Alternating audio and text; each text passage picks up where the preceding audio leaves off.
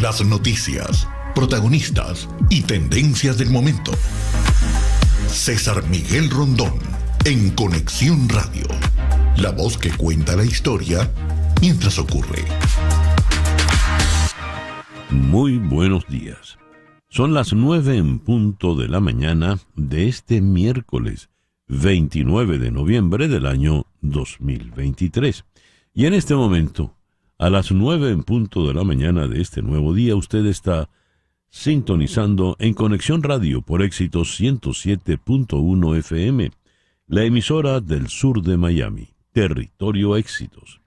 Usted también nos puede sintonizar en su teléfono celular en donde quiera que se encuentre gracias a la aplicación Actualidad Media Group. Esta aplicación usted la puede descargar de manera gratuita en su celular. Y si entra en éxitos107.com, además de escucharnos, nos puede ver. Muy buenos días a todos los que nos encontramos por acá. Hoy recibo el saludo de Juan Bautista González, desde una Caracas que amanece secuestrada por inesperado palo de agua. Muy bien.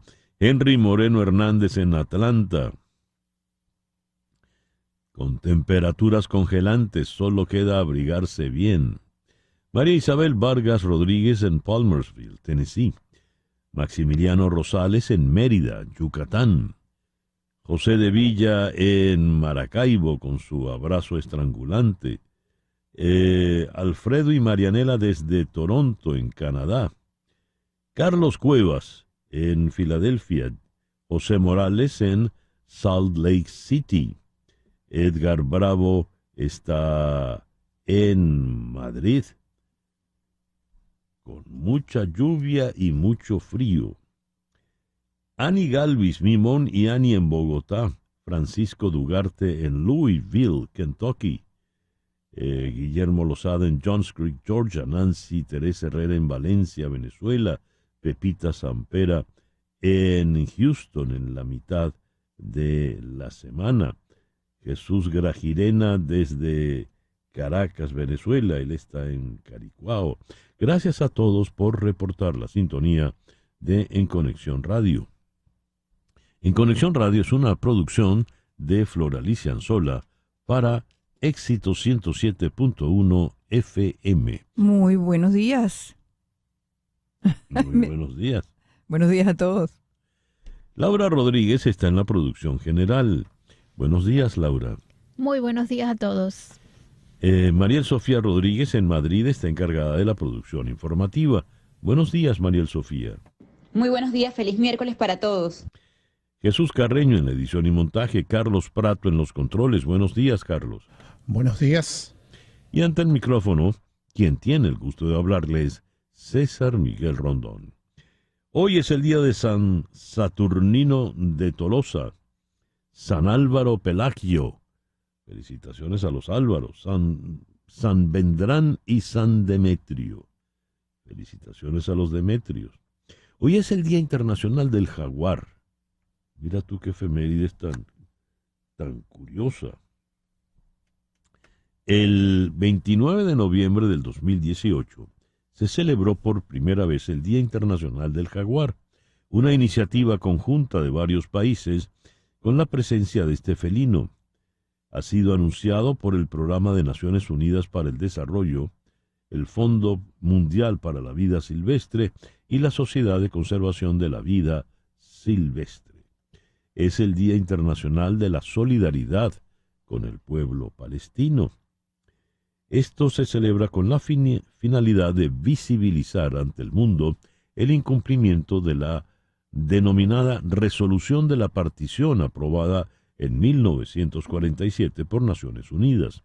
Asimismo, esta fecha es un recordatorio acerca del hecho de que la cuestión de Palestina no ha sido resuelta y que los palestinos no han obtenido los derechos inalienables reconocidos por la Asamblea General de Naciones Unidas.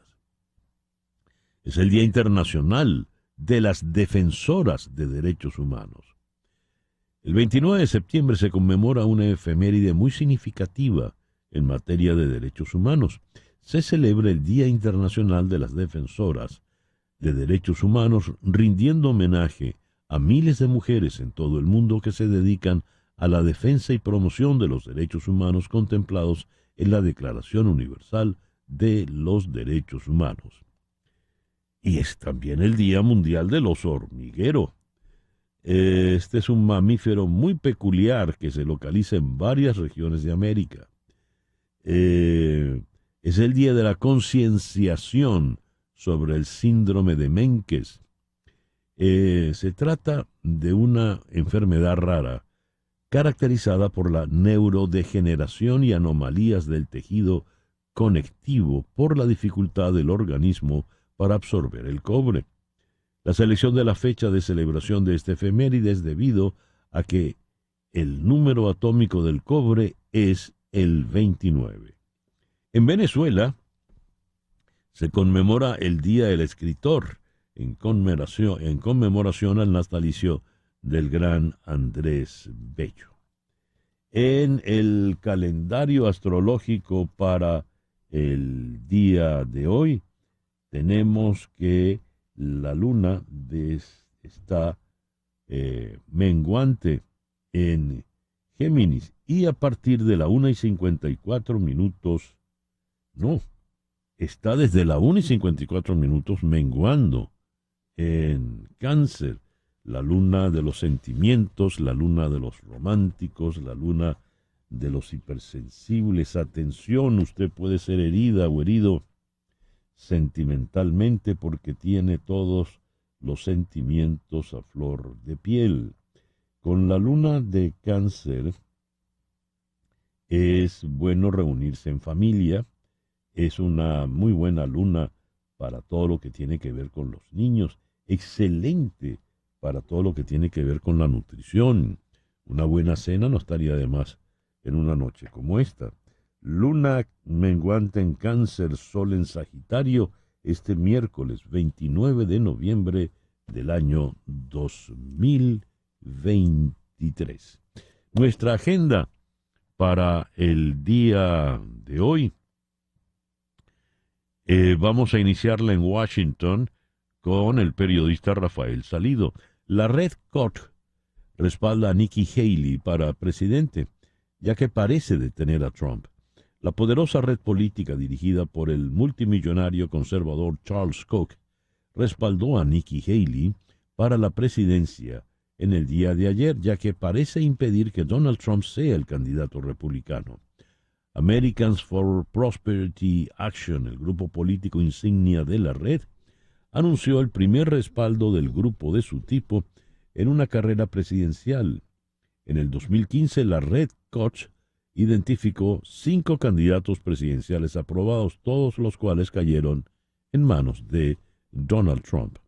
Vamos a conversar también con Javier Sierra, experto en temas ambientales y energéticos. La COP28, la mayor y más importante reunión global para abordar la emergencia del calentamiento global, arranca el próximo jueves en Dubái, mañana jueves, en una cumbre determinante para el futuro climático y energético global y donde decenas de líderes globales y miles de activistas, expertos y científicos buscarán soluciones a esta crisis. Joe Biden no asistirá a esta reunión. En San José de Costa Rica vamos a conversar con Eliseo Núñez, exiliado nicaragüense. El régimen de Ortega Murillo canceló la personalidad jurídica a 15 organismos sin fines de lucro, incluidos 10 que solicitaron su disolución voluntaria, entre ellas la Asociación Casa Alianza, un centro de protección especial a madres adolescentes.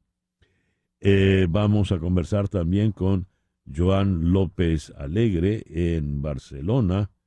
El Comité Europeo de las Relaciones debate a petición del PP sobre el proyecto de ley de amnistía para los implicados en el proceso independentista catalán en una reunión en la que el murciano Fernando López Miras presentará una enmienda contra la concesión de amnistías e indultos a condenados por delitos de corrupción en nombre del gobierno de la región de Murcia y de otros 8 altos ejecutivos económicos. Vamos a recibir aquí en Miami a Indira Leal, directora de Cinema Venezuela. Se presenta la 7ª edición de Cinema Venezuela en la Universidad de Miami. ¿Qué películas vienen? ¿Qué podemos disfrutar en esta oportunidad? Y nuestro foro para esta mañana tiene que ver con lo siguiente: impacto psicológico de una persona secuestrada, de una persona que es rehén, que es ser el centro de una negociación de intercambio. Lo que han vivido, por ejemplo, los secuestrados en Gaza recientemente, pero lo que han vivido los secuestrados en conflictos de larga data en Colombia, y los que han vivido el secuestro en el delito común en tantas ciudades, en las ciudades venezolanas, por ejemplo. Esto lo vamos a abordar con el licenciado Alberto Meschiani, psicólogo clínico, director del Servicio de Asistencia Psicológica de la Universidad de Tel Aviv. Hablaremos con él desde Tel Aviv. Al repasar en las efemérides de este 29 de noviembre, tenemos que en 1781 nació don Andrés Bello en la ciudad de Caracas. Falleció 84 años después en Santiago de Chile. Chile fue su patria adoptiva. Estamos hablando de un gran pensador, un gran gramático. Es responsable de la gramática de Andrés Bello, nada menos y nada más, y el autor de La Silva, la agricultura de la zona tórrida. Siguiendo en el mundo de las letras, el 29 de noviembre de 1832 nació Louisa May Alcott, la autora, entre otras, de Mujercitas. El 29 de noviembre de 1945 en los Balcanes se proclama la República Democrática Federal de Yugoslavia, siendo restablecida como Estado socialista, esto bajo el mando fuerte del mariscal Joseph Tito. El 29 de noviembre de 1947, y aquí el detalle, la Organización de Naciones Unidas aprueba la resolución 181-11. Esto consiste en el plan de partición de Palestina, que proponía la división de Palestina en 2 estados, un estado árabe y otro estado judío. El 29 de noviembre de 1981, a la edad de 63 años, falleció Natalie Wood, una actriz muy popular, muy bella. Era de ascendencia rusa, había nacido en San Francisco, California, de padres rusos, y falleció con su marido Robert Wagner, con quien se había casado en 2 oportunidades, en circunstancias todavía no esclarecidas del todo. Aparentemente se ahogó. El 29 de noviembre de 1991, Yugoslavia comienza los acontecimientos que luego darían lugar a su disgregación. El 29 de noviembre del año 2012, Palestina se convierte en un estado observador no miembro de Naciones Unidas. Cuando la Asamblea General le concede a Palestina el estatus de estado observador no miembro de la entidad, está dando un reconocimiento fáctico de la existencia de Palestina como estado. El 29 de noviembre de 1797 nació el gran Gaetano Donizetti. Siguiendo en el mundo de la ópera, el 29 de noviembre de 1924, a la escasa edad de 34 años, falleció Giacomo Puccini. Y cambiando por completo la geografía, no solo en el planeta, sino en la música, el 29 de noviembre de 1940 nació en Canadá Denny Doherty. Si le digo Denny Doherty, usted no va a decirme, ¿y quién era él? Bueno, él era el otro, aparte de John Phillips, de The Mamas and the Papas. Hacemos contacto ahora con Hani Martínez Wortúa, abogada de Accidentes. Hani, muy buenos días. Muchísimas gracias por atendernos. Muy buenos días, muchas gracias. Bueno, como estamos siempre aquí para ayudar a las personas que están involucradas en un accidente súper triste de una persona que estaba borracha y lamentablemente dentro del carro salió en todas las televisoras. Falleció una persona y 2 están gravemente heridos. Contactaron a nuestras oficinas los familiares, pero eso es lo que se ve, personas que están ebrias, personas que están manejando agresivamente, personas que son turistas, que no están acostumbrados al tráfico de nuestras ciudades aquí en Miami. Y por eso es que queremos decirle que usted anote nuestro número de teléfono. Recuerde, usted no tiene que tener documentos, no tiene que tener dinero, no tiene que tener licencia. Si usted es víctima de un accidente, la ley le da derecho a recobrar una compensación monetaria, dinero en su bolsillo, obviamente, y el tratamiento médico, además del arreglo de su carro. Hani, ¿qué nos puedes decir de ese accidente tan terrible que nos comentaste con esta persona borracha que causó esta desgracia? Bueno, ahora mismo vamos a comenzar el proceso de investigación. Nos llamaron ayer inmediatamente. Lo que siempre decimos, las cámaras que tenía la ambulancia, la cámara que tenía la policía, en qué restaurante, en qué lugar estaba tomando tanta bebida para estar tan alcoholizado. ¿Lo compró él personalmente en una tienda o estaba en un local? Todas estas son las cosas que nosotros hacemos una investigación profunda. La mayoría de las datas se borran en 7 días. Así que es súper importante de que nosotros tengamos al cliente la información lo más pronto posible para que esa data no se borre. Y así es como nosotros ganamos el caso. Así es como nosotros ganamos las máximas compensación monetarias después de un accidente. Estas personas, los familiares de estas víctimas, pudieron llamar inmediatamente a Hani Martínez Ward porque tenían su teléfono, cosa que usted debe hacer, guardar ya en la memoria de su teléfono celular este número, 855-DOLOR55. 855-DOLOR55, que equivale a 855-365-6755. Hani, ha sido muy importante el testimonio que escuchábamos. Nos decía este señor que gracias a haber contado contigo y tu oficina, pudo obtener una compensación monetaria mucho más alta de la que él había imaginado, ¿no? Exactamente, porque él pensaba que no tenía dolor, él pensaba que no había tenido lesiones grandes y como no tenía lesiones grandes, entonces no tenía derecho a tener una compensación. Sí tenía un dolor, una molestia en el cuello, en la cervical, pero no pensaba que era nada grave. Y entonces, como no pensaba que era grave, no tenía derecho a obtener una compensación. Sin embargo, o sea, le dieron por atrás, nosotros peleamos su caso, se mejoró, hizo sus terapias, eso es todo lo que tuvo que hacer, una terapia física para quitar la desinflamación y pudo obtener $12,000 por su caso, que yo creo que $12,000, como lo dije ayer, no le va nada mal. Así es, le repito el número, 855-DOLOR55, 855-DOLOR55, que equivale a 855-365-6755, el teléfono de Hani Martínez Ward, tu abogada de accidentes. ¿Algo más, Hani? Eso es todo. Gracias, que tengas un buen día, Hani. El editorial con César Miguel Rondón.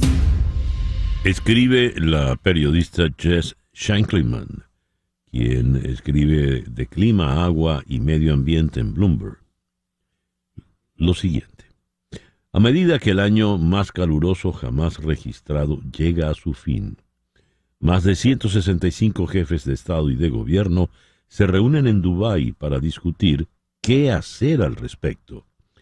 Pero con las guerras en Europa y Medio Oriente y los vientos económicos en contra, tendrán que superar tensiones significativas para llegar a un acuerdo. Además, hay mucha controversia en torno al país anfitrión. El presidente de la COP28, el sultán Al-Jaber de los Emiratos Árabes Unidos, ha sido acusado de aplicar un doble rasero. Quiere lograr que los países acepten reducir gradualmente los combustibles fósiles y al mismo tiempo dirigir el productor estatal de petróleo Abu Dhabi National Oil Company. Ha negado los informes de que estuviera dispuesto a plantear intereses comerciales de petróleo y gas durante las reuniones sobre el clima con gobiernos extranjeros antes de la cumbre. De ser cierto, eso podría generar enojo entre los 197 representantes de los países negociadores que asistieron, poniendo fuera de alcance un acuerdo. Al-Haber ha dicho que considera que esta COP es la más importante desde que en el Acuerdo de París de 2015 casi 200 países prometieron mantener el aumento de las temperaturas globales en comparación con los niveles preindustriales muy por debajo de los 2 grados centígrados, mientras se esforzaban por limitarlos a 1,5 grados centígrados. Ha dicho que considera su trabajo como una oportunidad para cooptar a la industria de los combustibles fósiles para que aborde las emisiones. Se espera que uno de los anuncios estrella sea el compromiso del sector de eliminar las emisiones de metano. Quizás el acontecimiento más positivo hasta ahora haya sido la mejora del ambiente diplomático entre Estados Unidos y China. Los dos principales contaminadores del mundo acordaron a principios de este mes publicar promesas más amplias de reducción de emisiones y respaldar un objetivo de triplicar la energía renovable. Este año será la primera vez que los países realizarán un balance global desde París. Eso significa que se verán obligados a enfrentar la realidad de que no están haciendo lo suficiente para detener una calamidad que se acerca cada vez más. 9:24 de la mañana, una pequeña pausa y ya regresamos con las noticias más importantes de este miércoles 29 de noviembre. Continuamos en breve con César Miguel Rondón en Conexión Radio por Éxitos 107.1 FM. A las 9:28 vamos entonces con las noticias más importantes de este miércoles 29 de noviembre. El ministro de Relaciones Exteriores de China encabeza hoy una reunión del Consejo de Seguridad de Naciones Unidas sobre la guerra entre Israel y Hamás, destacando los crecientes esfuerzos de Beijing por lograr la paz en el Medio Oriente. Sin embargo, no está claro cuánto puede lograr, dadas sus malas relaciones con Israel. China recibió este mes a ministros de Asuntos Exteriores árabes y musulmanes para presionar por un alto al fuego y se ha abstenido de condenar a Hamás por los ataques del 7 de octubre que desencadenaron el último conflicto. Panamá cerrará una de las minas de cobre más grandes del mundo después de que la ira pública aumentara por acusaciones de corrupción y daño ambiental. El cierre es un duro golpe para la economía del país y su imagen favorable a los inversores. La mina Cobre Panamá representa cerca del 5% de la economía de Panamá, una de las más exitosas de América Latina después de décadas de atraer inversión extranjera. La decisión de cerrar la mina, que produce el 1% del suministro mundial de cobre, también pone de relieve la dependencia mundial de la región para el metal, muy valorado por ser un gran conductor. América Latina representa más del 40% de la producción total de cobre. La era de los estímulos extra grandes en Europa ha terminado. Eso queda claro después de que un fallo del Tribunal Superior de Alemania obligó al gobierno a recalibrar su presupuesto y repensar cómo gestiona las finanzas públicas. Después de gastar libremente para luchar contra la pandemia de COVID y la crisis energética inducida por la guerra de Ucrania, se supone que la norma de larga data de la Unión Europea, que limita los déficits presupuestarios al 3% del Producto Interno Bruto y la deuda pública al 60% del PIB, entrará en vigor nuevamente en enero. El líder de la mayoría del Senado, Chuck Schumer, está presionando para que se vote la próxima semana sobre el paquete de seguridad nacional del presidente Joe Biden, que incluye ayuda a Kiev e Israel. Pero los republicanos siguen advirtiendo que se enfrentará a una obstrucción a menos que también incluya reformas importantes del sistema de asilo. Probablemente tengamos que hacer eso para demostrar a los demócratas que tal vez se están preguntando cuál es la determinación de los republicanos sobre este tema, dijo a los periodistas el senador Tom Tillis, republicano por Carolina del Norte, negociador republicano en las discusiones fronterizas. El líder de la minoría, Mitch McConnell, también reveló que había hablado con Biden por teléfono la semana pasada para subrayar que el apoyo del Partido Republicano al paquete de ayuda se basaba en cambios creíbles en la política de asilo. Las conversaciones sobre la frontera aparentemente han avanzado en los últimos días, pero las dudas sobre la posibilidad de un acuerdo están surgiendo a medida que las discusiones han llegado a temas más espinosos, como cambios al sistema de libertad condicional para migrantes. El asesor de Seguridad Nacional de la Casa Blanca, Jake Sullivan, se reunió con el presidente electo de Argentina, Javier Milei, y hablaron sobre cooperar en cuestiones económicas y prioridades compartidas como invertir en tecnología y energía limpia, defender los derechos humanos y defender las democracias en todo el mundo. Según un memo de la Casa Blanca, la oficina de Milei dijo que subrayó a los funcionarios de Biden sus puntos de vista sobre la agenda geopolítica internacional, alineada con Occidente y no comprometida con los valores de la libertad. El domingo 3 de diciembre se realizará el referendo consultivo sobre la disputa por el Esequibo, la cual se encuentra en fase de juicio con Guyana en la Corte Internacional de Justicia. Ante la actividad electoral, las escuelas venezolanas ya se preparan para la llegada del Plan República, encargado de salvaguardar el evento. Las instituciones educativas, que son centros de votación, serán tomadas desde el día de ayer hasta el 4 de diciembre, según informó en una llamada telefónica con El Pitazo la presidenta de la Federación Venezolana de Maestros, Carmen Teresa Márquez. Mientras tanto, Nicolás Maduro pidió ayer al presidente Biden levantar todas las sanciones que pesan sobre Venezuela e iniciar una nueva era de relaciones al máximo nivel entre Caracas y Washington, rotas desde 2019, aunque con acercamientos en los últimos meses. Venezuela entera, por consenso, exige que se levanten de manera permanente y definitiva todas las sanciones contra su economía y que iniciemos un nuevo período, una nueva era de relaciones de respeto y de colaboración al máximo nivel entre Estados Unidos y Venezuela, dijo Maduro durante un acto con representantes del sector económico en Caracas.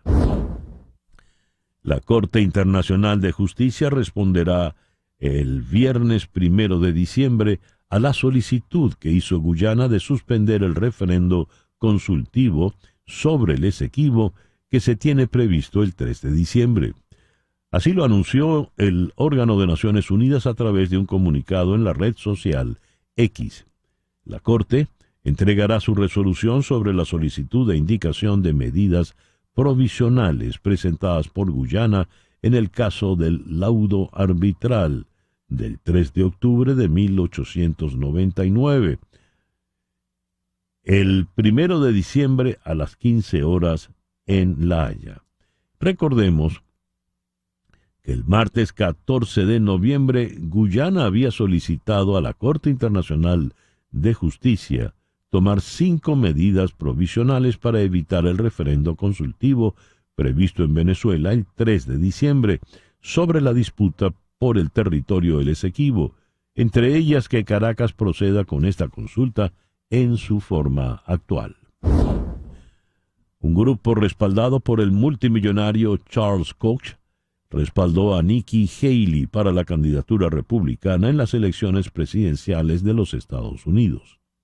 Es una señal de que los republicanos del establishment se están reuniendo detrás de Haley, la ex gobernadora de Carolina del Sur, como rival de Donald Trump, el gran favorito. La decisión es un duro golpe para el gobernador de Florida, Ron DeSantis, alguna vez visto como el rival más probable de Trump, y establece una carrera salvaje entre ambos por el segundo lugar en el caucus de Iowa en el mes de enero. Miles de sus activistas tocaron 7 millones de puertas y entregaron 100 millones de correos en las elecciones intermediarias del 2022. Su apoyo a Haley comenzará con una campaña publicitaria multimillonaria en algunos estados clave. Vamos a ocuparnos de esta última noticia. Vamos hasta la ciudad de Washington, donde en la línea telefónica está Rafael Salido, periodista de La Voz de América. Rafael, muy buenos días. Muchísimas gracias por atendernos. Muchas gracias a vosotros. Buenos días. ¿Qué tal todo? Rafael, ¿cómo hay que interpretar este apoyo consolidado, importante del millonario Charles Koch a la señora Haley? Bueno, pues yo creo que es la lectura más interesante que se puede sacar realmente de este apoyo anunciado ayer, es que el gobernador republicano Ron DeSantis, gobernador de Florida, está perdiendo fuelle. Hay que recordar que cuando empezó un poco el proceso de primarias, un proceso de primarias que en cualquier caso está claramente dominado por el expresidente Donald Trump, que lidera los sondeos con un 60% del apoyo de la base republicana de cara a las primarias, se consideró que se creía que puesto que Trump es un candidato que a lo largo de la campaña puede enfrentar una serie de problemas legales, entre otras cosas, había que buscar una alternativa, y Ron DeSantis se erigió como esa alternativa, como una joven promesa dentro del partido que consiguió una mayoría aplastante en los últimos comicios para hacerse con el gobierno de Florida, y él se presentaba como una alternativa a Donald Trump, pero sin ese bagaje, sin ese peso, sin esos problemas legales y políticos del pasado. Sin embargo, él ha ido perdiendo fuelle en los últimos meses, y Nikki Haley, que hay que recordar que formó parte del gobierno de Donald Trump, ha estado ganando mucho apoyo, sobre todo merced a los debates, a su intervención en los debates. Se está posicionando como una republicana tradicional, alejada un poco de las grandes controversias, más dispuesta seguramente al diálogo de lo que lo pudieran ser Donald Trump o Ron DeSantis, y en ese sentido pues el apoyo de los Koch ha pillado no tanto por sorpresa, pero sí que parece que confirma una tendencia, y sobre todo cambia completamente el escenario en el que ya parece que esto puede dejar a Ron DeSantis fuera de la carrera. Y la cuestión es si Haley va a poder ganar el apoyo que pueda perder Ron DeSantis y otros candidatos que ya se han ido retirando, y si este será suficiente para enfrentarse realmente, plantarle cara a Donald Trump. ¿Qué hace, Rafael, qué hace que Nikki Haley se esté volviendo tan atractiva a efectos del electorado republicano? Nikki Haley está intentando presentar una vuelta a la normalidad. Yo diría que eso es lo principal, con un claro mensaje republicano conservador. En ese sentido, ella es bastante clara, tiene una agenda conservadora, pero es una persona que efectivamente vende la idea de una vuelta a la normalidad y a unos valores que son importantes, y además tiene una serie de atractivos. Por ejemplo, ella es hija de migrantes, tiene un gran apoyo en Carolina del Sur, donde fue gobernadora, que es uno de los primeros estados en hacer primarias, lo cual juega a su favor, y además está vista como una persona que en el plano internacional tiene mucho conocimiento y tiene mucho respeto. Eso se suma que en los debates ha demostrado un carácter bastante interesante, ha no se ha achantado en ningún momento, se ha convertido, yo creo, en los 3 debates que llevamos por ahora en la gran protagonista, sin lugar a dudas, por los enfrentamientos que ha tenido, tanto con Tim Scott como con Ramaswamy. Entonces, con Vivek Ramaswamy, perdón. Sí. Entonces ese es un poco el atractivo que está teniendo.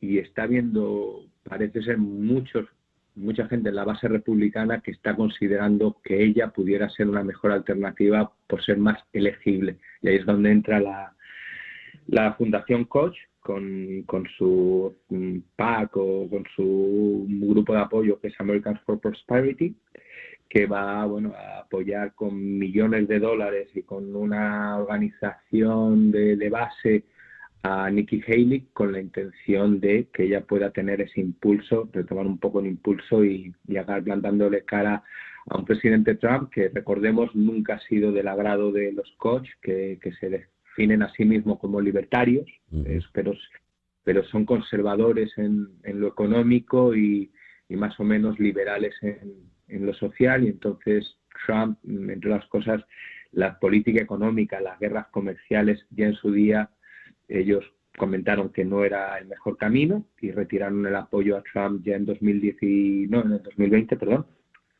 lo cual abrió una guerra entre el expresidente y la familia Koch. Pero bueno, siguen en esa misma actitud 4 años después y están buscando efectivamente una candidata o un candidato que pueda reconducir seguramente la situación política en el país. Rafael, muchísimas gracias por estos minutos en la mañana de hoy. Muchísimas gracias a vosotros, como siempre. Un abrazo, Luis César. Rafael Salido es periodista de La Voz de América, nos habló desde Washington. 9:42 de la mañana. Una pequeña pausa y ya regresamos en Conexión Radio por Éxito 107.1 FM en Miami. En un momento regresamos con César Miguel Rondón en Conexión Radio por Éxitos 107.1 FM. Sintonizas a César Miguel Rondón en Conexión Radio por Éxitos 107.1 FM. 9:44. Contratar los servicios de un abogado de inmigración es un asunto serio, porque establecerse en Estados Unidos requiere de trámites que debes realizar solo con abogados con mucha experiencia y conocimiento del sistema. Y ese es el caso precisamente de las abogadas de Canero Fadul Immigration. Especialistas en todo tipo de visas, ellas suman más de 55 años de experiencia, asesorando desde la solicitud de la visa hasta la obtención de la residencia y posterior ciudadanía. Si necesitas asesoría para inmigrar y establecerte en Estados Unidos, llama al 844-8MIGRAR, 844-8MIGRAR, que equivale a 844-864-4727. Di que llamas de mi parte y la primera consulta será gratis. Canero Fadul, también puedes escribir, a inmigraya@canerofadul.com. Canero Fadul Immigration, reputación, confiabilidad y efectividad. La COP28, la mayor y más importante reunión global para abordar la emergencia del calentamiento global, arranca mañana jueves en Dubái, en una cumbre determinante para el futuro climático y energético global, y en donde decenas de líderes globales y miles de activistas, expertos y científicos buscarán soluciones a la crisis. ¿Qué podemos esperar de esta reunión que arranca mañana en Dubái de la COP28? Vamos a la ciudad de Washington, donde está el experto en estos temas ambientales, Javier Sierra. Javier, muy buenos días. Muchísimas gracias por atendernos. Muy buenos días, César. Gracias a ti. Una nueva cumbre, una nueva COP. ¿Qué podemos esperar de en esta oportunidad? Bueno, César, en primer lugar quiero dejar claro que esta conferencia de las partes, así es como se llama, Conference of Parties en inglés, es el único foro global para coordinar la lucha contra la crisis climática. No existe otro. Pero su credibilidad sufre cuando esta vez se celebra, por ejemplo, en una petrodictadura, en los Emiratos Árabes, que la están convirtiendo realmente en un escaparate de velos verdes. Según una investigación de la BBC, los Emiratos están planeando usar la cumbre para firmar acuerdos de venta de sus combustibles sucios con 15 países, incluyendo a Colombia, Canadá, Australia y varios más. Pero este no es el mayor escándalo, este lo protagoniza otra petrodictadura, César. A ver, esto de la venta de chatarra, ¿cómo funciona, Javier? La venta de, ¿quieres decir, de combustibles sucios? Sí. Mira, una investigación también del Canal 4 británico reveló que Arabia Saudita, mientras presume de iniciativas de energía limpia, y tienen un stand enorme en la COP esta vez, solapadamente han lanzado una campaña internacional para convertir a África y partes de Asia en adictos a sus combustibles sucios. Y va a usar la COP, precisamente la COP28, para asegurar la mayor cantidad de contratos con esos países que ya de por sí están pagando desproporcionadamente las consecuencias de la crisis climática. La COP tiene que usarse para que el mundo rinda cuentas en su lucha contra esta lacra planetaria, no para vender más petróleo ni gas fósil. Ahora, ¿es por esta razón que no asiste Biden a esta reunión? Quizá Biden tenga sus propias razones. Obviamente, en su administración han cometido errores como la apertura de explotaciones petroleras en Alaska, pero también tenemos que recordar, esto es muy importante, que gracias a su administración en Estados Unidos se ha aprobado la mayor ley del combate del cambio climático, no solamente aquí en Estados Unidos, sino en el mundo entero. Se llama la Ley de Reducción de la Inflación. Pero sí me gustaría hacer énfasis en algo que es muy importante, César. Un reciente estudio que reveló que solo un puñado de países está cumpliendo con sus compromisos del Acuerdo de París de 2015. De hecho, las inversiones en proyectos de energía sucia y los subsidios mundiales a esta industria siguen aumentando, mientras que el hemisferio sur está volviendo, Australia está ardiendo, Brasil se está cociendo de calor y seguimos batiendo récords globales. El 2023 ya es el año más tórrido de la historia escrita.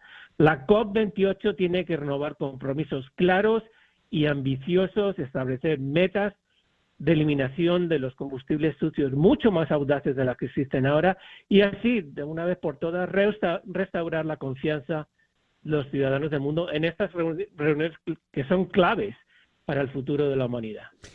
Javier, ¿por qué cuando se va a estas cumbres se va con tan poco optimismo? Se va con poco optimismo precisamente por las razones que estoy deduciendo ahora mismo. Se están celebrando en los Emiratos Árabes Unidos una petrodictadura que depende, básicamente el 99% de los ingresos vienen del petróleo o del gas. Entonces, gente como yo, por supuesto que van a asistir y van a tratar de sacar el mayor rendimiento de esas reuniones posible, pero también nos tenemos que dar cuenta que hay unos intereses creados realmente enormes. Son países de enorme poder monetario. Entonces lo que hacen es comprar su influencia en estos foros que son, como te digo, esenciales para el futuro de nuestra especie. Sí es grave esto que estoy diciendo, obviamente, pero tampoco podemos desestimar la reunión porque es, como te digo, es la única manera de coordinar esfuerzos globales para combatir la crisis climática. ¿Habrá algún documento fundamental que se espere se firme al final o todo quedará en una suerte de saludo a la bandera? Eso es lo que esperamos, que realmente hay un documento que no solamente que sea papel mojado, ¿ves? Sino también que se cumpla. Es algo, mira, desde mi punto de vista, lo más importante de estas reuniones es nunca olvidarse de lo que se llama el sur global. Es decir, las naciones emergentes, como nuestros países en América Latina.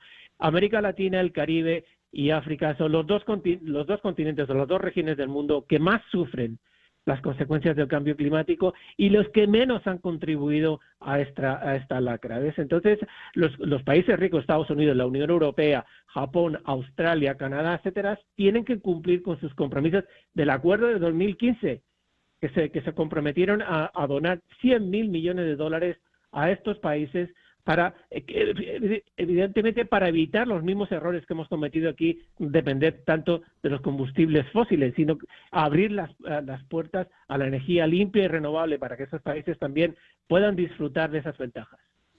Javier, te agradezco mucho que nos hayas atendido en la mañana de hoy. Muchas gracias a ti, César. Javier Sierra es experto en estos temas ambientales, energéticos y climáticos. Nos habló desde la ciudad de Washington. Tenemos noticias en este momento, ¿verdad? Las noticias de este momento en Conexión Radio. Elton John comparece hoy ante el Parlamento del Reino Unido para instar a los diputados a hacer más a fin de alcanzar el objetivo fijado para 2030 de eliminar nuevos casos de VIH en Inglaterra. Según revela hoy la cadena BBC, el artista se reunirá esta tarde con diputados de todos los partidos, a raíz del éxito cosechado por un programa sanitario pionero de pruebas de VIH que ha identificado más de 580 casos previamente no diagnosticados de la enfermedad en este país. Las cifras oficiales que maneja el Servicio de Salud apuntan a que 42% de los diagnósticos por VIH se realizan tarde, cuando el sistema inmunológico del paciente ya está dañado de manera significativa. En virtud de esta iniciativa liderada por la Agencia de Seguridad Sanitaria del Reino Unido, cualquier persona que se someta a un análisis de sangre en las unidades de emergencia de algunos hospitales seleccionados se someten al mismo tiempo a una prueba para detectar VIH, hepatitis B y hepatitis C, a menos que el paciente decida expresamente excluir esas pruebas. A las 9:56 de la mañana vamos ahora hasta San José de Costa Rica, donde en la línea telefónica está Eliseo Núñez. Eliseo es dirigente político nicaragüense en Costa Rica en condición de exiliado. El régimen de Nicaragua canceló el lunes la personalidad jurídica a 15 organismos sin fines de lucro, incluidos 10 que solicitaron su disolución voluntaria, entre ellas la asociación Casa Alianza, un centro de protección especial a madres adolescentes.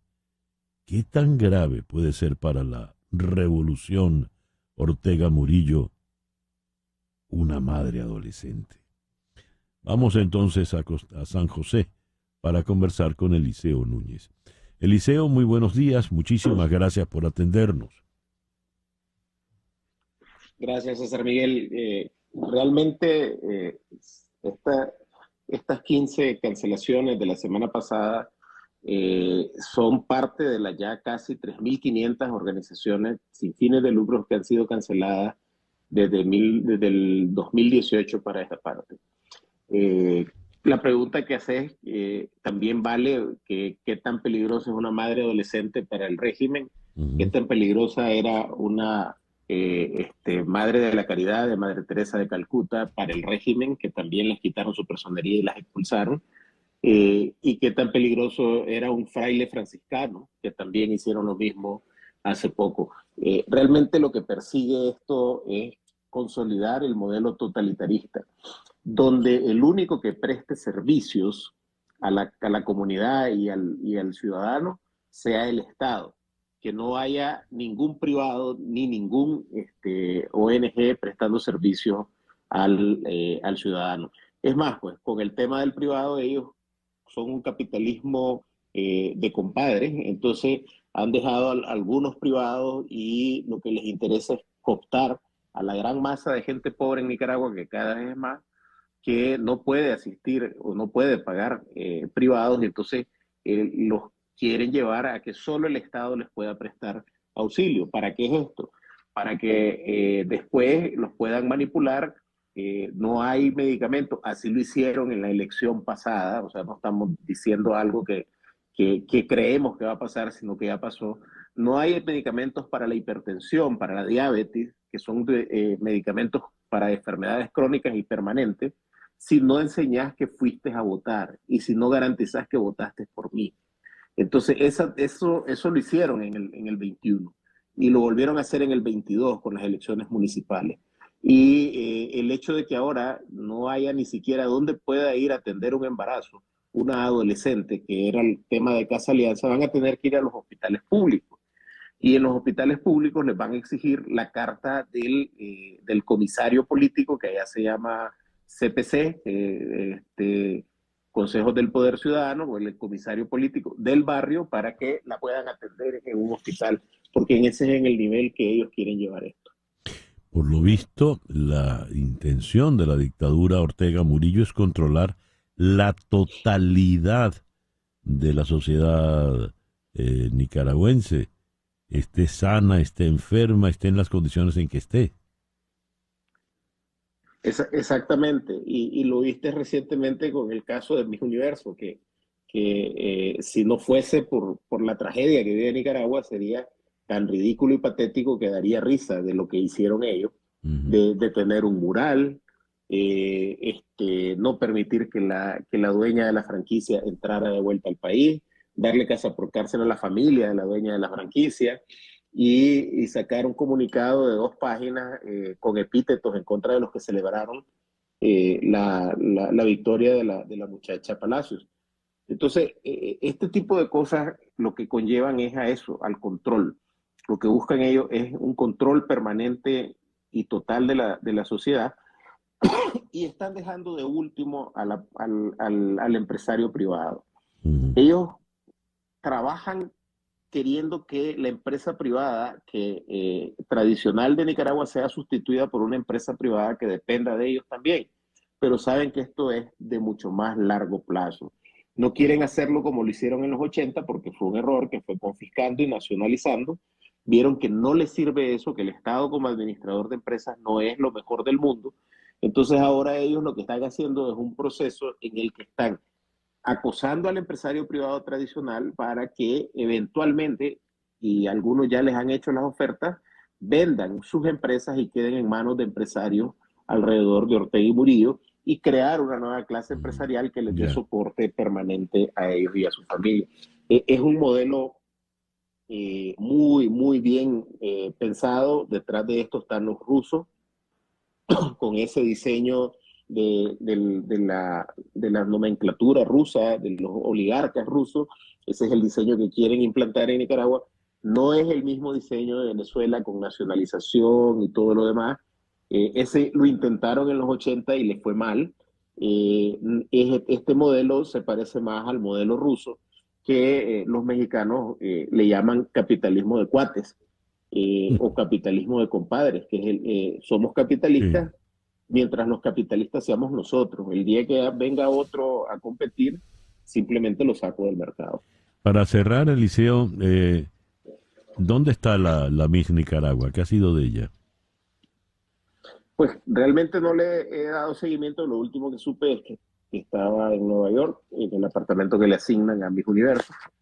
Y ojalá que su familia esté bien en Nicaragua, porque precisamente lo que hace el régimen es presionar a quien no se somete a ellos de cualquier forma, y una de las formas es presionar a la familia.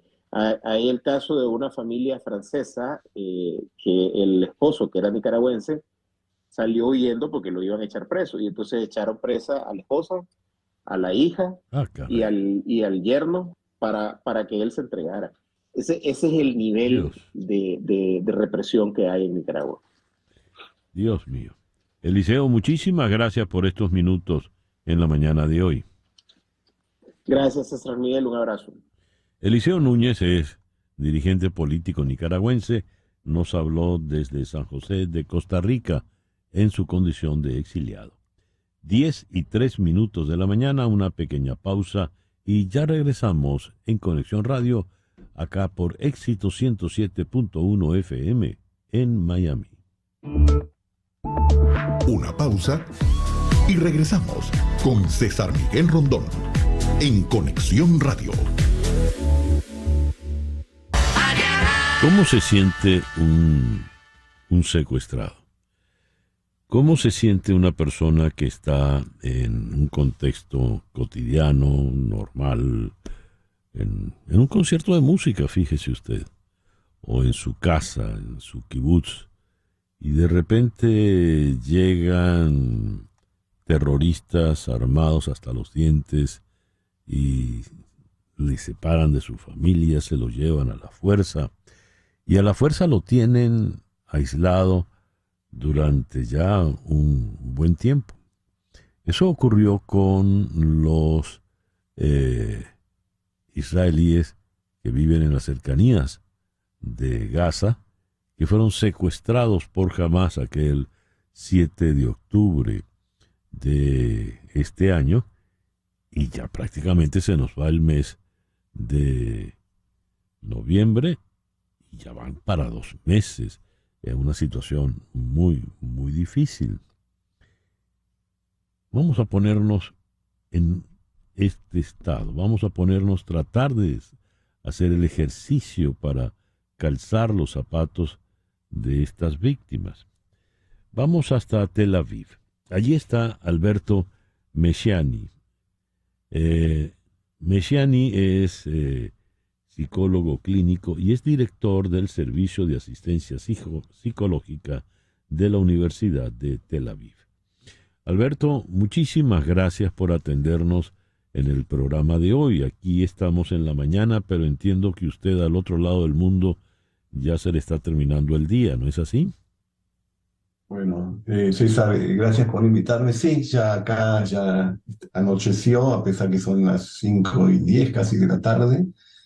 Y sí, me parece interesante, no sé si fue casual, I want to hold your hand, que lo hayas puesto antes del tema, porque es justamente lo que les impidió a todos estos secuestrados de estar conectados con sus seres queridos, y fueron arrancados, digamos, de las manos de sus seres queridos. Y supongo que lo que más uno desea en esas familias es volver a tocarse, volver a tocar la mano y volver a darse la mano y abrazarse. Y realmente, no sé si fue de casualidad, pero es tan adecuada esta canción para tocar el tema es un deseo de todo secuestrado, seguramente. Le voy a decir, Alberto, que fue una casualidad, pero mi señora madre suele decir que la casualidad no existe. Así que, a ver, ¿por qué el secuestro? El secuestro causa un daño múltiple, porque causa el daño a la víctima, causa el daño al familiar de la víctima. ¿Qué es un secuestro?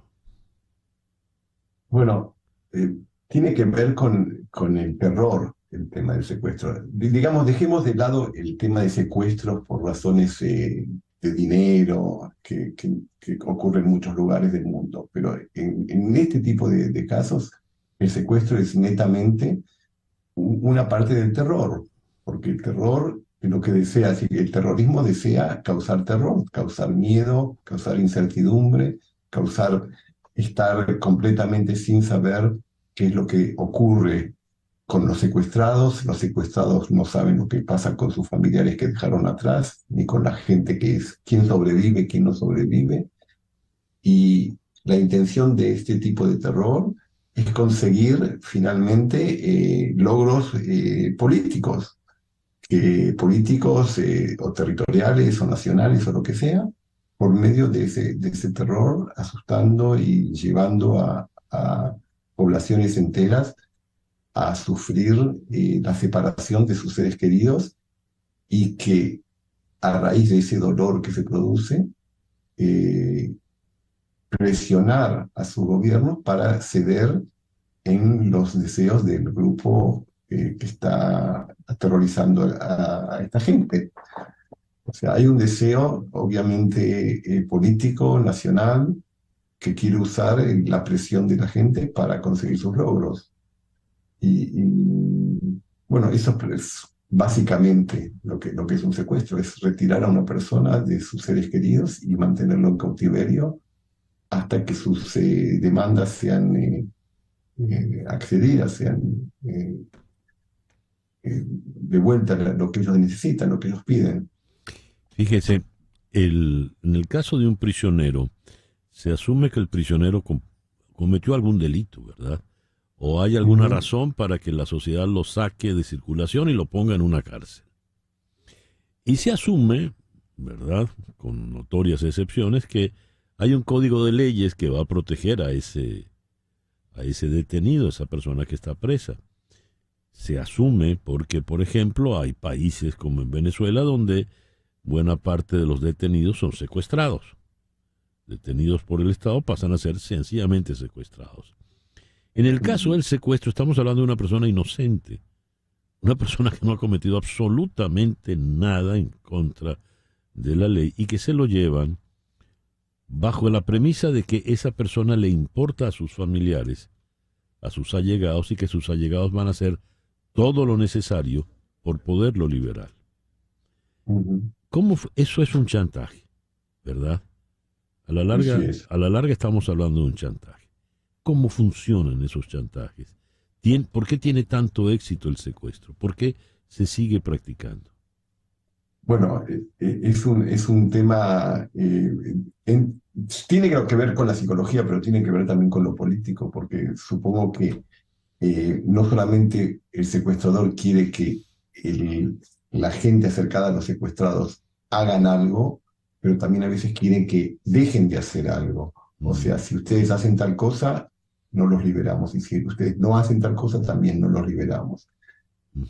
El éxito, digamos, de este género de terror tiene que ver con el éxito que les produce a los grupos que así se conducen. Mientras más ellos consiguen sus logros, alientan a otros grupos y a sus propios grupos a seguir actuando de esa manera. Aquí en Israel hubo muchas veces protestas en contra de los canjes que se hicieron en el pasado para recibir de vuelta secuestrados. Desde ese punto de vista, digamos, la gente de una línea más rígida está completamente en contra de todo intercambio. Y eso es un dilema ético que se produce en una situación así. Porque mientras que la razón nos dice, si queremos terminar con este tipo de operaciones, este tipo de situaciones de secuestros, lo lógico, lo racional sería dejar de escuchar las demandas de los secuestrados y nunca más volver a escucharlos. En el caso nuestro, tal vez en otros casos similares, el país es responsable de la seguridad de sus ciudadanos. Y en el caso de que son inocentes ciudadanos, ni siquiera soldados, digamos, que uno puede decir, bueno, son prisioneros de guerra, y es un país enfrente y no una organización terrorista, pero son ciudadanos, el país es responsable, y ahí está el dilema ético entre decir, lo lógico es no negociar con una organización como Hamas, pero nuestro deber como gobierno, que no los protegimos y que no les dimos la seguridad que les prometimos, es hacer todo lo necesario para devolverlos. Puedo decir que hay dos grupos de gente dentro del país que se dividen, ¿no?, entre si negociar o no negociar. Y son entendibles ambas voces, pero cuando uno escucha a las familias, uno dice, bueno, las familias tienen razón. Y hoy en día en Israel la mayoría de la gente apoya que se haga todo lo necesario para devolverlos. Inclusive hay gente que habla de vaciar las cárceles y que devuelvan a todos los rehenes y a todos los prisioneros y a todos los secuestrados a cambio de eso. O sea, el dolor es muy grande. Ahora, esa postura ha sido muy criticada por sectores de la extrema derecha dentro del propio gabinete del señor Netanyahu. Así A ver, se lo planteo de esta manera. Secuestrar es una acción diabólica, es una acción terrible, malvada. Ignorar al secuestrado podría ser también una acción terrible, diabólica, malvada, ¿verdad? a eso me refiero. Ese es el dilema. Cuando hay un dilema ético, quiere decir que no hay Sí. una solución absoluta. Quiere decir que hay dos posiciones que pueden ser defendidas y podemos decir, es justificable esta acción y es justificable la otra, y tomar una decisión en estos casos es tremendo. Y es verdad, hay gente, especialmente en la extrema derecha del gobierno, del gabinete de Netanyahu, que votaron en contra inclusive del cese del fuego y de este intercambio entre la gente prisioneros de Hamas, que no eran inocentes, son gente que cometieron crímenes y que fueron juzgados con jueces y tuvieron sus abogados que los defendieron y fueron finalmente condenados y ahora son liberados cada día a cambio de unos cuantos de los rehenes que han sido secuestrados, por supuesto, sin haber hecho ningún tipo de crimen, como lo has dicho. ¿Y ese tipo de postura cuán popular es en este momento en Israel? Bueno, la verdad que no es mi tema, especialmente saber el tema de cómo se dividen en las encuestas en ese tipo. Si me permite decir de lo que yo leo en los periódicos o oigo, hoy en día todavía la mayoría de la gente está a favor de seguir haciendo todo lo posible por recobrar a cada uno de los ciudadanos secuestrados, sabiendo de que tal vez no se pueda conseguir esa meta. Y también se empiezan a escuchar voces dentro de los ciudadanos de Israel que dicen por qué discriminan entre un ciudadano secuestrado y un soldado secuestrado. ¿Por qué diferencian entre ellos? También los soldados tienen sus derechos, digamos, no estaban en una situación de combate que uno puede decir, bueno, se fue tomados prisioneros, estaban tranquilamente en sus bases y fueron secuestrados. O no en sus bases, ni siquiera algunos que estaban ahí en el kibutz simplemente y eran soldados.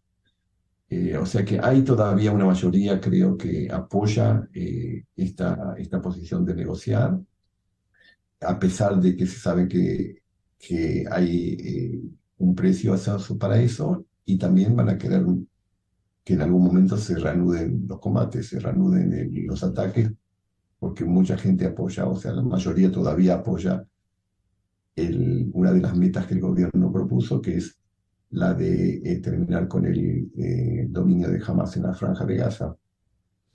Ya para concluir, decía al principio de esta conversación, ya vamos para casi 2 meses, ¿verdad? Sí. De la acción del 7 de octubre. Y el tiempo lo va agravando todo. Va agravando las angustias, va agravando el malestar físico, psicológico, espiritual, en el que se pueden encontrar tanto los secuestrados como sus familiares. De prolongarse esto en el tiempo, ¿qué puede ocurrir en ese estado anímico de secuestrados y familiares? Bueno, los círculos de afectados son enormes. Tú empezaste esta charla diciendo que la audiencia, digamos, trate de imaginarse una situación así. Si yo le digo, trate de imaginarse a cada uno de los oyentes o a ti mismo, imagínate una situación en un parque, en una plaza, donde van padres y niños y se llevan de la mano y algunos están sentados, hay algunos jóvenes jugando con una pelota, unas chicas charlando, jugando alguna otra cosa, y traten de imaginarse en una situación así, todos están ahí, y de repente viene un tipo de ataque como lo ocurrido, algunos son asesinados, algunos son llevados, un hijo es sacado de la mano de su madre y llevado solo, una madre con un hijo, un padre con una hija, y aparte los que están ahí mirando y ven la situación. O sea, cada uno es terrorificado y traumatizado de otra manera. Uno por ser arrancado de su madre, otro por ser llevado de su hija, otro por mirar esas atrocidades, otro por ver a alguien que le encajan una bala. O sea, todo el mundo hoy en día en Israel está de alguna manera u otra afectado por lo que ocurre. Y lo que se le puede pasar a alguien que está secuestrado es 1001 cosas diferentes. O sea, es desde no saber qué pasó allá atrás, quién quedó, qué le pasan a los demás, si se están preocupando por él o no se están preocupando por él, si alguien sabe lo que está pasando, aparte de las cuestiones físicas, ¿no? De tener hambre, de tener sed, de estar en silencio, de tener miedo que en cualquier momento los mate, porque igual nadie sabe dónde están. Las secuelas de esta situación pueden ser para toda la vida.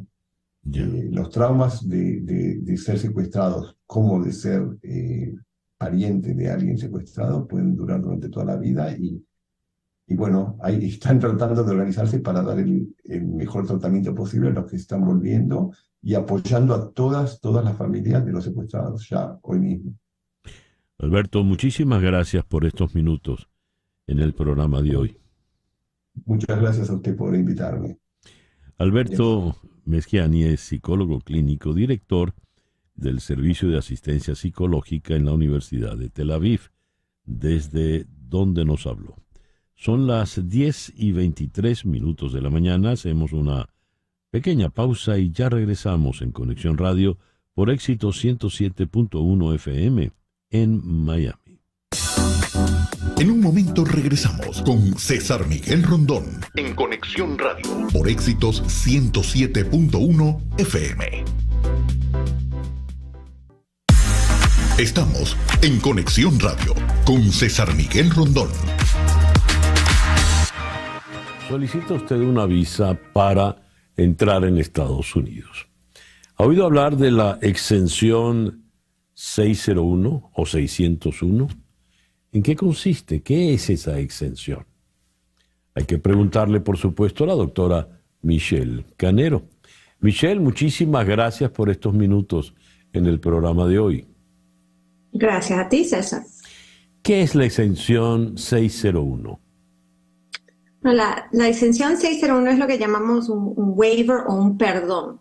Cuando uno pide una residencia permanente, hay una lista de cosas que lo pueden hacer a uno inadmisible. Violaciones de inmigración, a veces es haber estado en los Estados Unidos sin papeles, o lo que llamamos acumulación de presencia ilegal, uso de drogas, ciertos crímenes.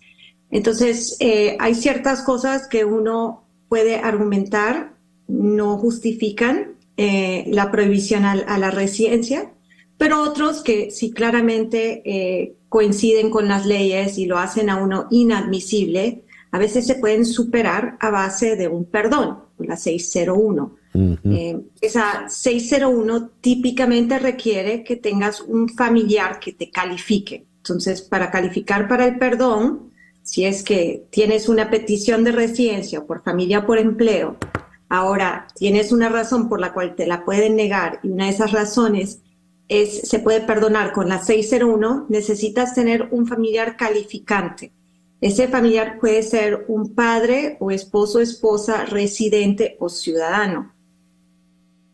Teniendo ese familiar, si puedes demostrar que le causaría daño a ese familiar si fueses deportado, puedes aplicar a la 601 mostrando lo que llamamos el hardship o lo que sería el daño que sufriría el americano, el familiar americano, padre o esposo, esposa.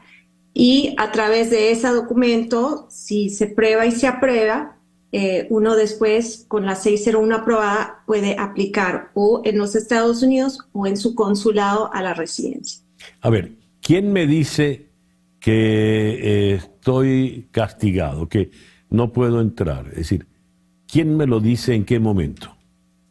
Bueno, primero esto nada más califica en condiciones de una aplicación de residencia permanente. Entonces, primero, la persona tiene que tener encaminado a una residencia, o porque lo pidió un familiar con una I-130, o porque lo pidió una empresa con una I-140, o ellos mismos hicieron una petición como inversionista o persona de talento, ¿verdad?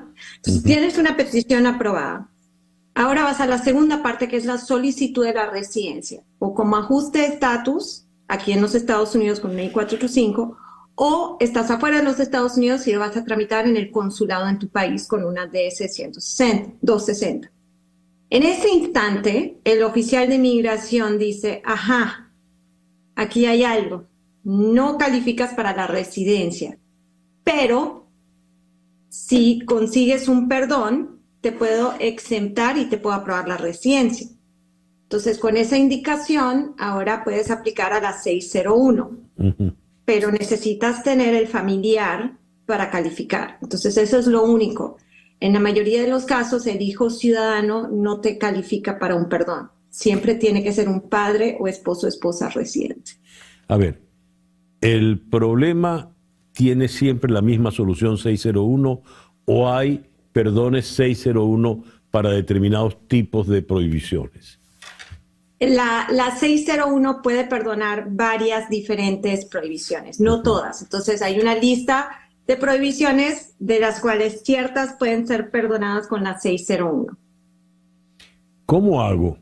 Entonces, el oficial me dice, mire, usted no puede entrar porque usted tiene tal prohibición, pero busque la 601.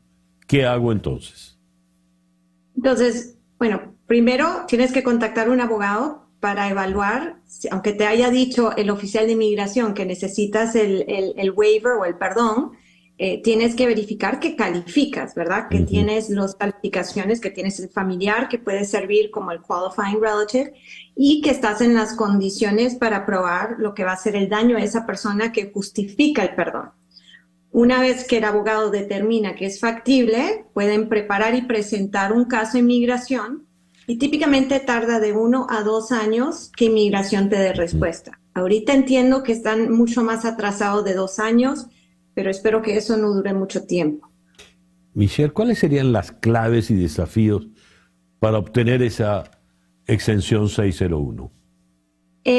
Lo más importante es tener el familiar, ¿verdad? Si no tienes un padre o esposo, esposa residente o ciudadano que depende de ti de alguna manera, no vas a poder calificar. Y esa dependencia tiene que ser insignificante, ¿verdad? Entonces, un padre enfermo que depende de ti financieramente o para llevarlo a sus citas médicas, un familiar que tu esposo o esposa que dependa de ti económicamente, que no hable el idioma de tu país. Tienes que, no es simplemente estoy casado o mi mamá es residente y me van a aprobar el perdón. Tienes que poder demostrar el daño que sufriría ese americano a través de o estar separado de ti o tener que mudarse contigo a ese otro país. Bien, anote usted entonces este teléfono para que cualquier duda que le haya quedado llame ya directamente a la doctora Michelle Canero. 844-8-MIGRAR, 844-8-MIGRAR, que equivale a 844-864-4727. Diga que está llamando de mi parte y la primera consulta será gratis. Así será. Michelle, muchísimas gracias por estos minutos en el programa de hoy. Gracias a ti, César. La doctora Michelle Canero, abogada de inmigración de Canero Fadul Immigration. En Bruselas, en el día de hoy, Fernando López Miras, presidente de la región autonómica de Murcia, ha acudido para presentar una enmienda contra la concesión de amnistías e indultos a condenados por delitos de corrupción en nombre del gobierno de la región de Murcia y de otros 8 ejecutivos autonómicos: Madrid, Andalucía, Comunidad Valenciana, La Rioja, Galicia, Cantabria, Extremadura y Castilla y León. Todo esto como parte de una especie de ofensiva para frenar ya en el ámbito europeo, que no solo en el ámbito español, el proyecto de ley de amnistía que lleva adelante el gobierno de Sánchez para, pues, perdonar, amnistiar a Puigdemont y demás, ¿cómo llamarlos? ¿Compañeros o cómplices? A ver, esta iniciativa, ¿cuánto éxito puede tener? ¿Qué ha ocurrido en el día de hoy? Vamos hasta la ciudad de Barcelona, donde está el profesor Joan López Alegre, quien nos ha acompañado en todos estos días, haciéndonos entender, ayudándonos a entender este complejo panorama político que viven los españoles hoy por hoy. Joan, muy buenos días, muy buenas tardes por allá. Muchas gracias por atendernos. Gracias a vosotros por llamarme. Buenos días, ¿cómo estáis? ¿Qué ha ocurrido hoy allá en Bruselas, Joan? Bueno, hay que decir que esto en el fondo es solo como una previa de la fecha más importante que va a tener que va a suceder en Bruselas, que es el próximo 13 de diciembre. Digo eso porque el comité, la Unión Europea, es un club de estados, de países independientes, y el Comité de las Regiones es un órgano reconocido por los propios documentos fundacionales de la Unión Europea, pero es un órgano deliberativo, no tiene un poder como puede tener la Comisión Europea o el Consejo Europeo. Ahora bien, es importante porque el próximo día 13 de diciembre hay un pleno del Parlamento Europeo en Estrasburgo, que en principio tendría que ser un pleno para que Pedro Sánchez hiciera balance de su semestre como presidente de turno de la Unión Europea. Como nuestra audiencia sabe, cada 6 meses un Estado miembro preside el Consejo de la Unión Europea, y el 13 de diciembre Sánchez rinde cuentas frente al Parlamento Europeo de cómo ha sido su semestre, que por cierto ha sido un desastre porque al haber convocado elecciones pues no ha podido desarrollar para nada su agenda prevista. Y en ese pleno sí que el principal partido de la Cámara, en este caso en Estrasburgo, el Partido Popular Europeo, ha anunciado ya que le va a pedir explicaciones a Sánchez por sus acuerdos con el independentismo y sobre todo cómo estos acuerdos afectan a la separación de poderes en el Estado español. ¿Qué puede ocurrir? ¿Tiene suficiente autoridad esta instancia europea para frenar, hacer corregir alguna decisión doméstica española? Mira, el principal poder que en estos momentos tiene la Unión Europea sobre España es que España, lamentablemente, somos un país receptor de fondos europeos, o sea, somos un país pobre. Somos un país que recibe más de lo que da. Y ya hemos visto en casos anteriores, en el caso de Polonia, en el caso de Hungría, cómo cuando estos estados han llevado a cabo atropellos contra la democracia o contra la separación de poderes, Bruselas ha amenazado o ha congelado la entrega de fondos a estos países.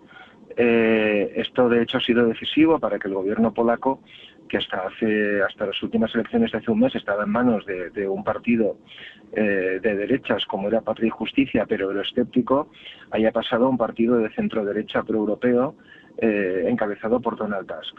Con lo cual, la principal fuerza que tiene Bruselas actualmente sobre España es decirle, oiga, o usted respeta la separación de poderes o si no vamos a congelar los fondos europeos. A ver, y ¿de cuánto dinero estaríamos hablando en este caso cuando se habla de ese congelamiento, Joan? Estamos hablando, por ejemplo, de que la última entrega de fondos europeos que ha hecho Bruselas a España supera los 30.000 millones de euros. Si hacemos la paridad 1 euro a 1 dólar, estamos hablando de una cantidad muy importante. Ahora bien, la Unión Europea ha denunciado que España es el peor país de la Unión Europea en la ejecución de fondos europeos y que poco más de un 15% de los fondos realmente se llegan a ejecutar.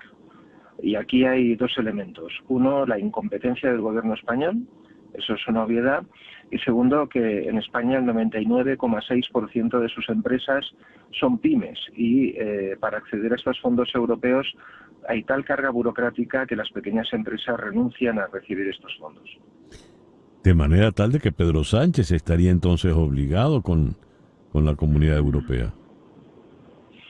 Bueno, Pedro Sánchez tiene un escudo protector, que él es del Partido Socialista, eso es la segunda fuerza que hay en la Unión Europea. Ese es un escudo protector que no han tenido en el pasado ni los polacos ni los húngaros, que forman parte de familias políticas minoritarias. Y España es también el país que más sanciones recibe por incumplimientos europeos, por encima de Grecia, por encima de Rumanía o por encima de Bulgaria, que habían sido tradicionalmente tres países más informales, por decirlo de algún modo, que nosotros, pero actualmente ya nosotros estamos a la cola, con lo cual no parece que eso haga un gran efecto sobre Sánchez. ¿Y el socialismo europeo funciona como un bloque consolidado? No, el socialismo europeo es muy distinto. No, al igual que en cambio el Partido Popular Europeo, que son los partidos de centro-derecha, sí tienen una línea ideológica bastante común, y la CDU alemana de von der Leyen o de Weber y el PP español o el PSD portugués tienen grandes elementos definitorios comunes.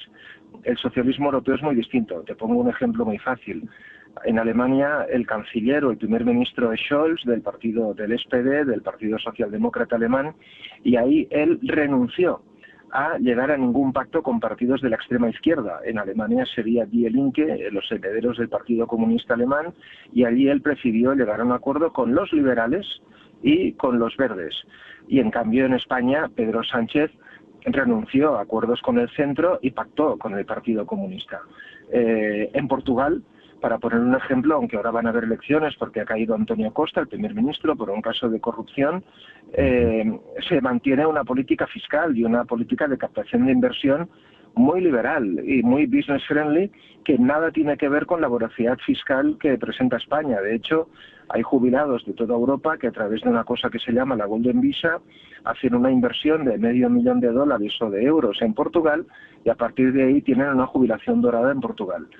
Esas normas en España no existen. O sea, el Partido Socialista Obrero Español es hoy no solo el Partido Socialista más radical de la Unión Europea, sino que es el gobierno más radical dentro de la Unión Europea. De hecho, hay que decir que de los 27 Estados miembros, el único gobierno que en estos momentos tiene dentro de su propio gobierno a un partido comunista y a un partido que pretende la destrucción del país del que colabora en el gobierno es España.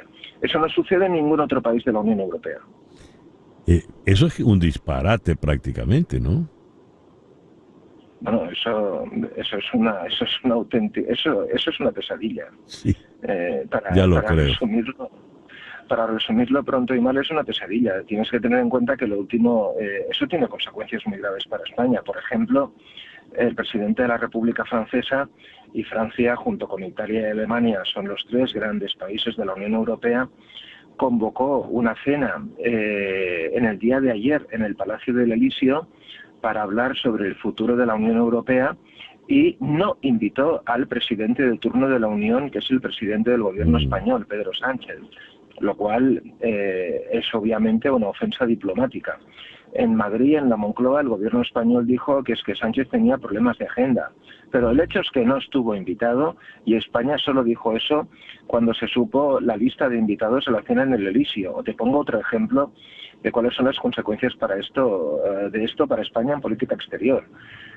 Hay que elegir en los próximos días al presidente del Banco Europeo de Inversiones, que es un banco que canaliza préstamos del Banco Central Europeo para que los países miembros puedan realizar grandes infraestructuras, carreteras, autopistas, puertos, aeropuertos, este tipo de mega inversiones que precisan de muchísimos millones. España pretendía que la presidenta del Banco Europeo de Inversiones fuera la actual vicepresidenta económica del gobierno español, Nadia Calviño. Y Italia ya ha anunciado que no va a apoyar a España. En fin, menudo problema el que se avecina. Joan, muchísimas gracias por estos minutos en el programa de hoy. Muchísimas gracias a vosotros, un abrazo muy fuerte. Joan López Alegre es profesor en la Universidad Abad Oliba CEU en Barcelona y fue asesor del vicepresidente del Parlamento Europeo desde el 2009 hasta el 2014. 10:44 de la mañana. Una pausa y regresamos con César Miguel Rondón en Conexión Radio.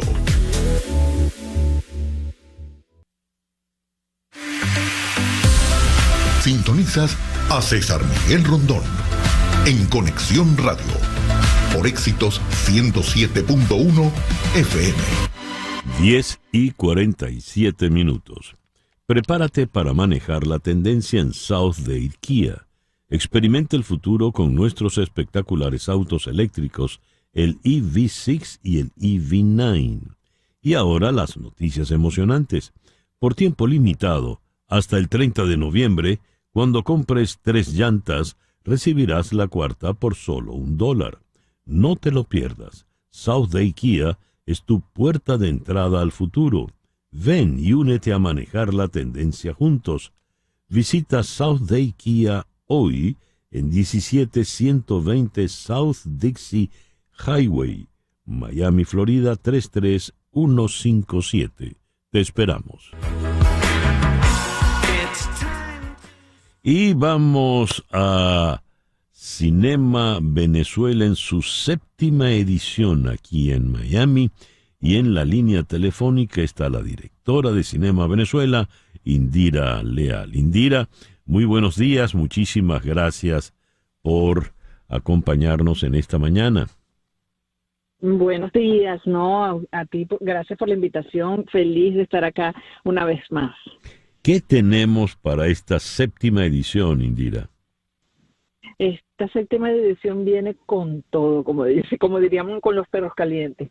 Y del 7 al 10 de diciembre vamos a estar en el Bill Crawford Cinema de la Universidad de Miami, con 7 largometrajes y 14 cortometrajes. Allá los esperamos, eso es ya. Las entradas las pueden conseguir por ticketplay.com y la programación por cinemavenezuela.org. ¿Qué largometrajes vamos a ver? Largometraje vamos a abrir con Los Niños de la Brisa, un documental estupendo. Eso va a ser el jueves 7. Vamos a hacerle un homenaje además a Lupita Ferrer y va a estar muy lindo y muy emotivo. Esa es el opening de toda la muestra. Y esta película es estupenda. La película es a las 9 de la noche y los esperamos desde las 7 porque vamos a disfrutar del cóctel, de Lupita y vamos a estar ahí abriendo esta edición de Cinema Venezuela. Luego el viernes 8 tenemos Hijos de la Revolución de Carlos Caridad, una película muy interesante sobre 2 visiones diferentes de cómo se ve la época de la revolución. Dos personas que nacieron en revolución, no vieron más nada que esto, una especie de Romeo y Julieta, y me gusta mucho esta idea, ¿no? Esta división. O sea, a las 7 de la noche el viernes. Luego tenemos la comedia romántica que es Amor en el Aire de Carlos Malavé con Paul Leroy y Coraima Torres. Eso es un relax, un viernes en la noche, a las 9 de la noche estamos allí con esta peli. El sábado 9 tenemos un conversatorio, como siempre tenemos un conversatorio sobre la temática que ronda el Cinema de Venezuela, y en esta oportunidad vamos a hablar un poco, porque hay varias películas que tocan una vez más, después de mucho tiempo, tocan lo que ha sido el tema político de Venezuela. Entonces tenemos un conversatorio sobre la revolución y la evolución del cine, ¿no? Eso es a las 2 de la tarde, la entrada es libre. Y vamos a hacer un streaming por ahí también. Después tenemos a las 5 de la tarde comienzan nuestras proyecciones con los cortometrajes. Son 7 cortometrajes que van a estar allí. Recibimos muchos cortometrajes y de verdad que la selección está bastante variada. Así que no se pueden perder ninguna de las 2 funciones de los cortometrajes. Después vamos con el país invitado, que es el Cuba en el exilio, con la película Plantadas de Lilo Villaplana. Que siempre quería hacer eso de invitar a un país a participar al Cinema de Venezuela y darle la bienvenida con qué mejor acá en Miami que el país, ¿no? De Cuba en el exilio. Y luego tenemos la película La Caja, que es de Lorenzo Vigas, un exitoso director que lo recordamos por Desde Allá, y ahora viene con La Caja, Ujú. que está súper fabuloso. No sé si la viste, César. Ujú. Bueno, No he la vas a podido, no he ver. podido verla. Bueno, la vas a ver el Es un sábado a las largo, 9 ¿verdad? de la noche. La Caja es un largo. ¿Ah? La Caja es un Es largo. un largometraje, sí. Sí, Muy es bien. un largometraje. Sí. Ujú. Es un largometraje de un niño que está buscando a su padre desaparecido. Está rodada en México y es estupenda. Después, el domingo 10, perdón, hicimos un concurso juvenil, estudiantil. David and Joseph, que es una compañía que renta equipos para cine, pues nos propuso dar un premio a un joven cineasta de darle una semana de renta de equipos de sonido, cámara e iluminación para hacer su cortometraje. Entonces, ese día los preseleccionados pues van a tener la oportunidad de hablar a un jurado y presentar su proyecto, y luego se decidirá quién es el ganador de este Qué gran bien. premio, que nos es fabuloso. Qué bien, qué Y bien. luego tenemos los cortos otra vez a las 5 de la tarde, la segunda parte de los cortos, no son los mismos del Ujú. sábado. Y a las 7 de la noche tenemos algo también que siempre he querido incluir en Cinema Venezuela, pese a que todos los años incluimos algo nuevo, y este año fueron lo de El País Invitado y este Cinema Retro, con una copia fabulosa que conseguimos de Cuando quiero llorar, no lloro, Upa. de Mauricio Wallenstein. Es la primera Sí. película de Orlando Urdaneta, además, y él va a estar ahí para presentarla. Qué maravilla, Es un qué poco- bien. Según un la, poco ir según la para novela de atrás Otero para Silva, ¿no? entonces- Sí, señor. Muy bien. Es un poco, sí, ir para atrás un poco para ver un poco de dónde venimos para cerrar toda la muestra con Simón. Ah, Ya sabemos. la de Diego No Vicentini. necesita presentación, creo. Sí, señor. Exactamente. Oye, está excelente. Esa es la Invita a nuestros oyentes, Indira, por favor. Claro, este es Cinema Venezuela del 7 al 10 de diciembre de este año. Y eso es ya en el Bill Crawford Cinema de la Universidad de Miami. Ahí vamos a estar. Las entradas las pueden conseguir por ticketplay.com y cinemavenezuela.org. Pueden ver la programación y comprar los tickets también. Así que los esperamos con los brazos abiertos a esta gran casa de nosotros los venezolanos en el exterior. Te felicito por esta nueva edición, Indira, y te deseo todo el éxito del mundo. Muchísimas gracias y te espero por allá, por supuesto. Allí estaremos. Indira Leal, directora de Cinema Venezuela. 10:56. Y así con el gran George Harrison nos vamos por el día de hoy.